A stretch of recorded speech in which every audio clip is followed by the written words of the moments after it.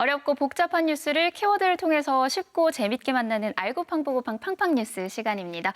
제주투데이의 조수진 기자가 오늘도 3개의 키워드를 들고 왔는데요.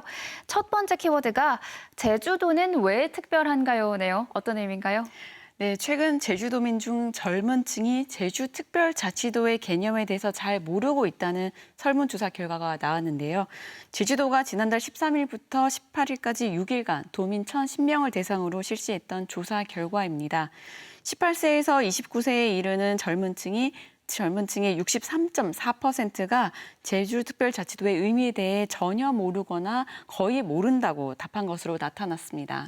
네, 제주특별자치도 출범 15주년을 맞아서 진행한 인식조사라고 기억하거든요. 네, 맞습니다. 오늘은 그 제주특별자치도의 의미에 대해서 간단히 이야기를 해볼까 해서 키워드를 준비했는데요. 우리가 사는 여기 제주도에는 2가지의 의미가 있습니다.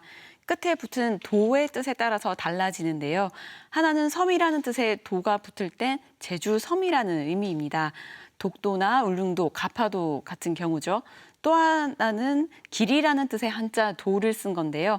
우리나라에선 이 도가 행정구역 단위로 쓰입니다. 강원도나 경상도처럼 말입니다. 이 시간에는 그 후자인 2번째 의미에서 제주도를 다룰 건데요. 앞서 말씀드린 울릉도의 행정구역명은 경상북도 울릉군이고요. 가파도는 제주 서귀포시 대정읍 가파리입니다. 제주 같은 경우에는 공교롭게도 섬인데다가 행정구역 명칭까지 같아서 어떻게 부르든 제주도가 되는 겁니다. 우리가 흔히 제주도라고는 하지만요. 공식 명칭은 제주특별자치도잖아요. 네, 맞습니다. 줄여서 제주도라고 부르지만 말씀하신 듯이 공식 명칭은 제주특별자치도가 맞습니다. 경상도나 강원도는 특별자치라는 말이 없는데 제주에는 있는 거거든요. 왜 굳이 이 특별자치가 들어가 있는가 하면 사실 원래 제주특별자치도도 그 전엔 제주도였습니다. 그러다가 2006년 7월 1일부터 제주특별자치도로 출범을 한 건데요. 지위상으로 봤을 땐 경상도나 강원도와 같은 급이라고 볼 수 있습니다. 여기랑 똑같이 중앙정부의 관할에 있는 지방자치단체라는 겁니다. 네, 그러면 어떤 이유에서 특별자치도가 된 건지 설명 좀 해주시죠. 네, 제주에는 특별한 자치를 할 수 있는 권한이 주어져 있기 때문인데요. 제주가 중앙정부 관할에 있는 지자체이긴 하지만 일부 분야에선 제주도가 독립적으로 결정할 수 있는 부분들, 그러니까 권한이 생기면서 특별자치도가 된 겁니다. 미국을 예로 들어보면요. 미국의 공식 명칭은 미합중국입니다. 이 뜻은 여러 주가 연합해 있는 기구라는 것을 뜻하는데요. 이름에서 알 수 있듯이 미국의 모든 주는 각각 매우 높은 수준의 자치권이 있습니다. 사법권을 예로 들자면 미국 영화나 드라마에서 보면 어떤 사람이 범죄를 저질렀을 때 그 지역이 어느 주에 속하느냐가 매우 중요한 걸 알 수 있는데요. 그 이유는 똑같은 범죄를 저질러도 어떤 주에선 불법이 아닌 경우도 있고 또 어떤 주에선 처벌이 낮거나 매우 엄격하게 처벌하는 그런 차이가 있기 때문입니다. 하지만 이와 달리 우리나라에선 지역에 상관없이 범죄를 저지르는 데 대해서 처벌 기준은 같습니다. 네, 그러니까 미국은 각각 광범위한 자치권을 가진 50개의 주가 모여있는 정부고 우리나라는 중앙정부가 지방정부를 다스린다는 차이가 있는 거죠. 제주는 특별자치도지만 지방정부라는 거고요. 네, 맞습니다. 사실 제주특별자치도가 출범할 때 정부는 미국의 주처럼 제주도의 높은 수준의 자치지역을 만들겠다는 구상이 있었거든요. 국가 안보에 영향을 주는 외교나 또 국방, 사법 분야를 제외하고는 거의 모든 권한을 넘기기로 약속했었습니다. 예를 들면 제주도에는 자치경찰 제도가 있는데요. 주민 치안을 위해서 도입한 제도인데 제주에선 다른 지역과 달리 음주 단속을 자치경찰이 하고 있죠. 이 자치경찰은 국가 소속이 아니라 제주특별자치도 소속 경찰입니다. 하지만 아직 제주도에선 도민이 체감할 정도로 자치가 이루어지는 부분은 많지 않아 보입니다. 실제로 앞서 말씀드린 도민인식조사에선 제주 자치 역량 수준에 대한 평가 질문의 절반이 넘는 50.1%가 낮다라고 답을 했고요. 또 성공적인 특별자치도를 위한 최우선 과제로는 지방자치의 권한 강화를 꼽은 응답률이 가장 높았습니다. 올해로 출범 15주년을 맞았다고 하지만요. 그동안은 이름만 특별자치도가 아니냐 이런 지적이 계속 있어 왔습니다. 예, 그렇습니다. 지난 10일 자치분권 2.0 시대에 어떻게 맞을 것이라는 주제로 토론회가 열렸었는데요. 여기에 있던 참석자들은 제주특별자치도가 반쪽 특별자치라는 데 입을 모았습니다. 특히 제주대학교 행정학과 민기 교수는 제주가 특별자치도 출범 이후에 4,660여 건의 중앙행정의 권한과 또 특례를 이양받았거나 신설이 됐는데도 최종적으로 법을 만들 수 있는 권한은 국회나 중앙정부에 있는 점을 지적했습니다.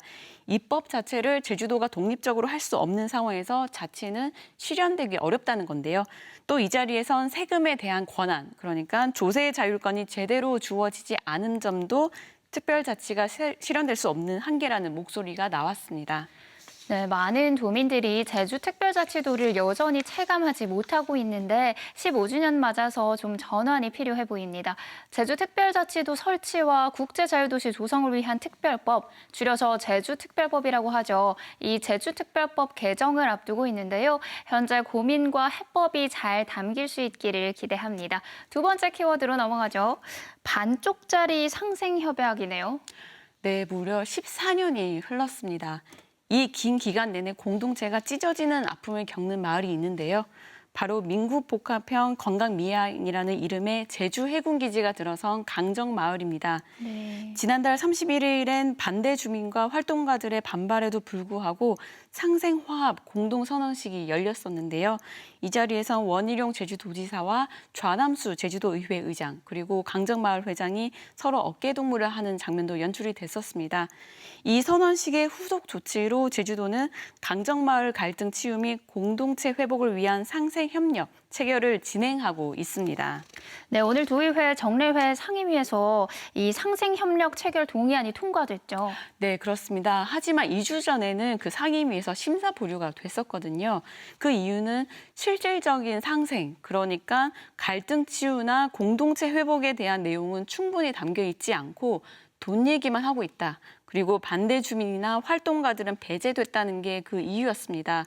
협약서 내용을 보면 제주도가 앞으로 5년간 공동체 회복을 위한 기금을 마련하고 지역발전 계획 사업에 주민을 우선 채용하며 주민소득을 창출하는 사업을 마련하겠다는 내용이 담겼습니다.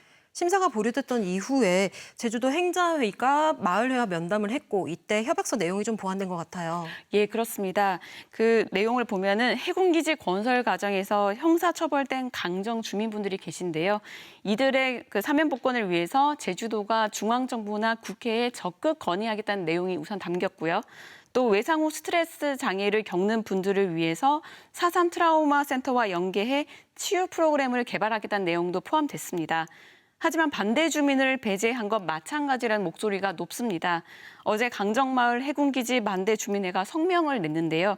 임시마을 총회에서 해군기지 건설 과정에서 있었던 국가폭력 행위에 대해 국가 차원의 진상조사를 포함하자는 의견이 통과가 됐는데도 묵살됐다는 겁니다.